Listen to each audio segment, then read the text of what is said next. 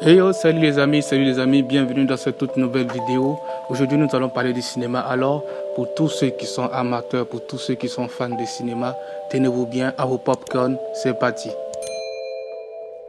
Aujourd'hui nous allons parler de l'envers du cinéma, les faces cachées du cinéma, ce que vous n'avez pas vu, ce que vous ignorez.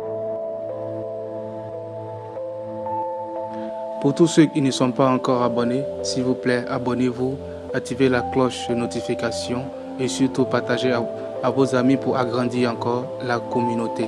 Alors, sur ce, c'est parti. The third Captain America movie went big. It was the first film ever to employ IMAX 2D cameras, which came in handy during the now legendary airport battle. For one daring jump, a stunt performer attached to a rope leaped right behind Bucky to capture this shot. For another shot, they actually flipped a truck over. The sequence where Cap faces off against Crossbones and falls out of a window and then onto an awning, a truck, and then finally the ground took a lot of planning. Stunt coordinator Sam Hargrave, who also doubled for Cap at times, said pulling this off involved constructing an awning and shipping dock for the existing building. The awning had to be built at just the right angle, and all the pads had to be obscured. Doctor Strange took the MCU visually to a new level. The multiverse involved intense CGI work. Framestore alone worked on 365 visual effects shots for the film, so naturally, there was a lot of green screen and empty spaces on set. Like when Doctor Strange walks through this portal into another dimension. On set, he was really walking through what looked like a giant glowing hula hoop. Meanwhile, elaborate wire work was used to give the appearance the characters were floating through the air. And when Strange takes on his astral form, the visual effects team backlit everything. This helped them more easily create a transparent effect. And what about Strange's fateful car crash?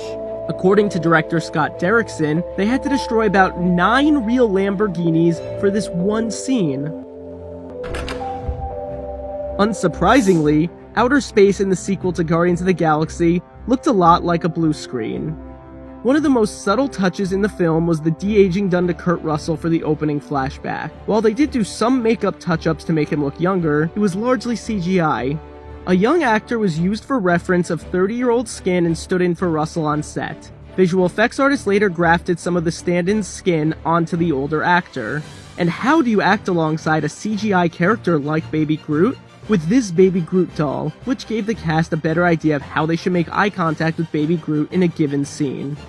Actors Bradley Cooper and Vin Diesel recorded the voices of Rocket and Baby Groot in a sound booth. Their facial expressions and gestures were also recorded and used for reference when animating the characters.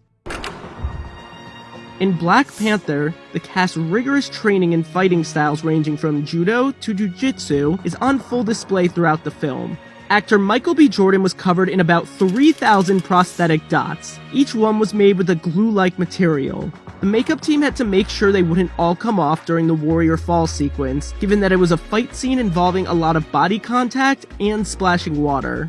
Black Panther was shot all over the world. Many of the Wakanda scenes were filmed on a soundstage in Atlanta, while the car chase through the streets of Busan was actually filmed in South Korea. According to cinematographer Rachel Morrison, they wanted to distinguish Wakanda visually from the rest of the world.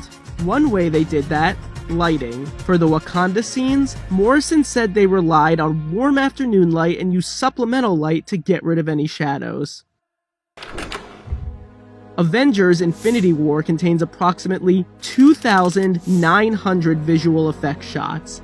Thanos is a motion capture marvel. Bringing a CGI character with over 40 minutes of screen time to life was a big challenge. At times, actor Josh Brolin would wear a Thanos head on top of his own head so the actors could use this eyeline as a guide. Brolin wore a motion capture suit, tracking marks on his face, and a helmet with cameras attached to it to get every subtle mannerism.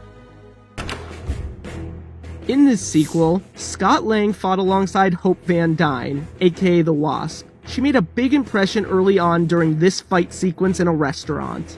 The stunt team went through 4 to 5 weeks of intense training for it. Evangeline Lilly worked with them to tweak the character's moves to fit the actress's own movements. For example, Lilly thought to add a lot of S-curves into her fighting style.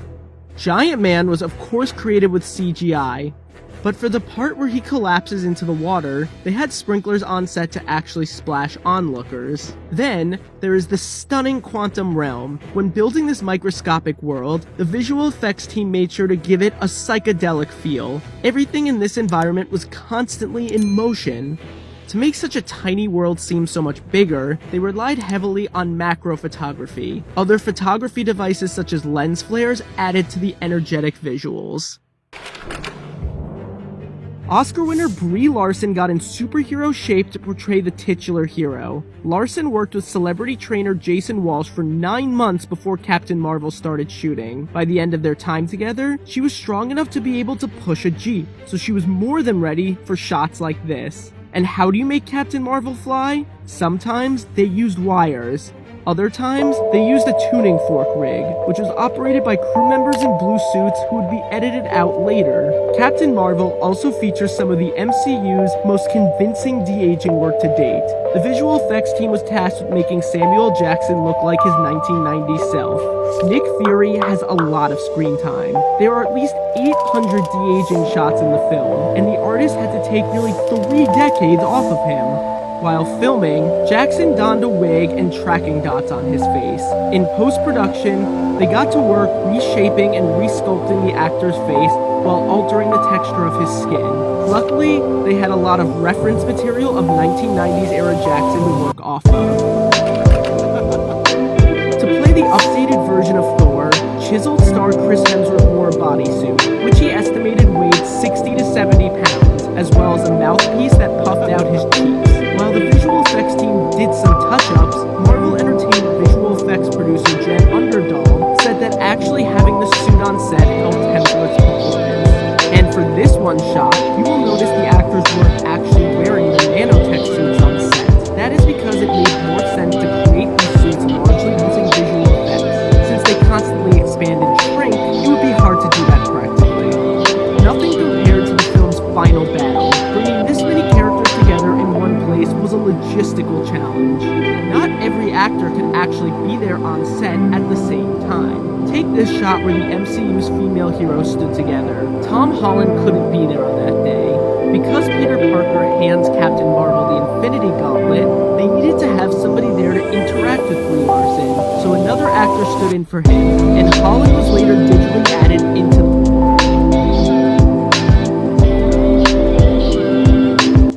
Alors merci les amis, cette vidéo est terminée. Merci d'être nombreux à regarder la vidéo. Si tu n'es pas encore abonné, n'hésite pas à t'abonner et surtout à lâcher un pouce bleu, à liker et à partager. Et si vous voulez d'autres vidéos de ce genre, faites-le moi savoir en commentaire et j'y répondrai très vite. Sur ce, à bientôt et portez-vous bien.